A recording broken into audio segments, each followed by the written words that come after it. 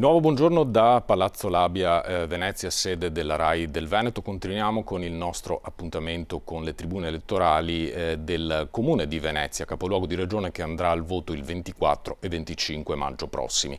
Buongiorno a Pierangelo Del Zotto con la lista Prima il Veneto, punto a suo sostegno. Buongiorno a voi, grazie. Pierangelo Del Zotto è sostenuto nella sua candidatura a primo cittadino di Venezia dalla lista Prima il Veneto, punto. Come mai la vostra candidatura? La nostra candidatura è derivata dal fatto che non ci riconosciamo negli ultimi 11 anni di amministrazione e non ci riconosciamo neanche in una posizione di sinistra.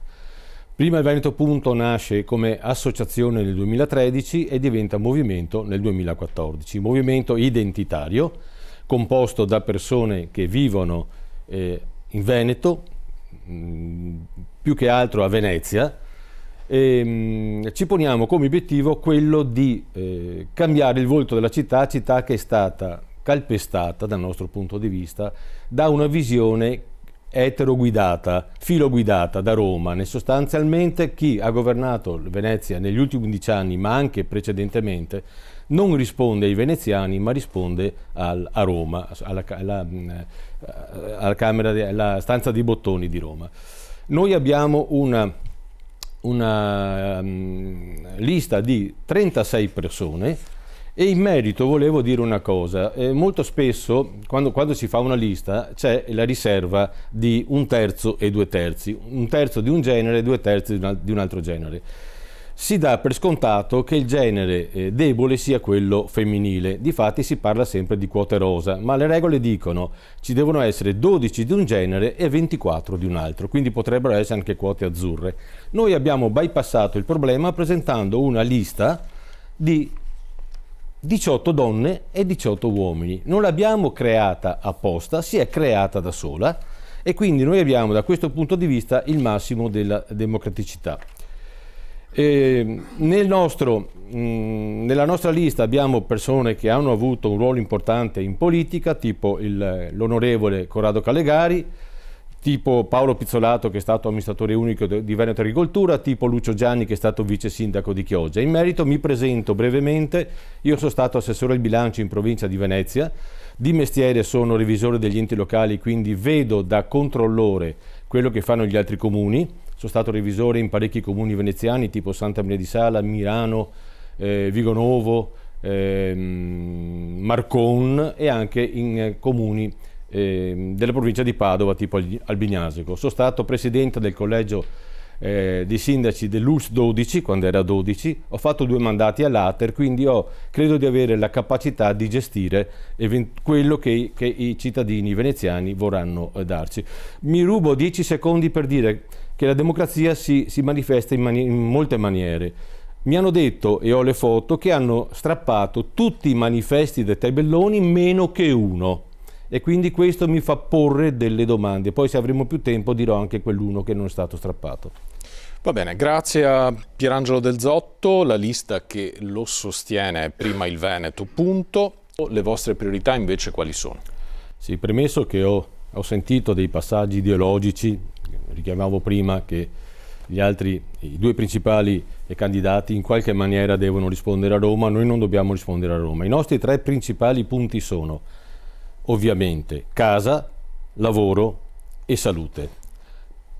Ma c'è una cosa ancora più importante, perché io posso anche essere proprietario di una casa, posso anche lavorare, avere un lavoro discreto, ma io ho bisogno di essere sicuro. A Venezia c'è il problema della sicurezza. A Venezia, centro storico, ci sono ladruncoli e ladruncole in gran quantità.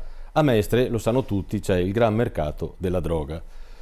Quindi poi ho sentito anche nuovi arruolamenti di vigili, di polizia locale. In realtà sono già 500, come ha affermato il loro comandante, ma sono secondo noi male impiegati. Quindi io non posso vedere 2 vigili che vanno a misurare un banchetto quando dovrebbero in realtà misurare la sicurezza della città. A misurare un banchetto fuori sagoma può andare anche un dipendente comunale assieme a un vigile, e quindi snellimento delle procedure, snellimento dei mansionari, polizia sul territorio.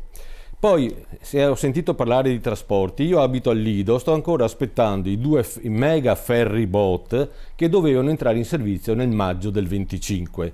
Sto ancora aspettando il Marco Polo che doveva essere ristrutturato e poi messo a disposizione. Io, da lidense, come tutti noi lidensi, siamo molto spesso prigionieri nell'isola, perché ci sono, dicono, prenota il ferry, ma se poi le prenotazioni vengono esaurite, tu non puoi prenotare oltre a ciò.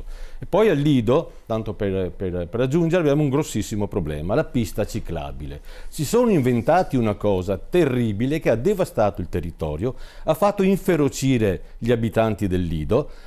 Io sto aspettando, io ho già fatto un comunicato stampa dicendo io aspetto il primo incidente, poi chiedo il sequestro della pista e incrimino tutti coloro, per danno erariale, tutti coloro che hanno partecipato a questa festa.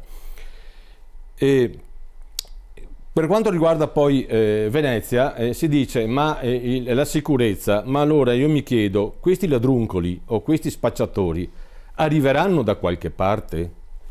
Quindi a Venezia si può entrare o via Piazzale Roma o ferrovia o da Punta Sabbioni. Quindi quanto è difficile mettere un presidio in Piazzale Roma, in ferrovia e in Punta Sabbioni per impedire che queste persone vengano a fare i loro affari, perché il problema non è punire, il problema è impedire che il reato avvenga. Se io impedisco che avvenga, rendo antieconomico il loro lavoro, perché così lo chiamano, e quindi se ne vanno da soli.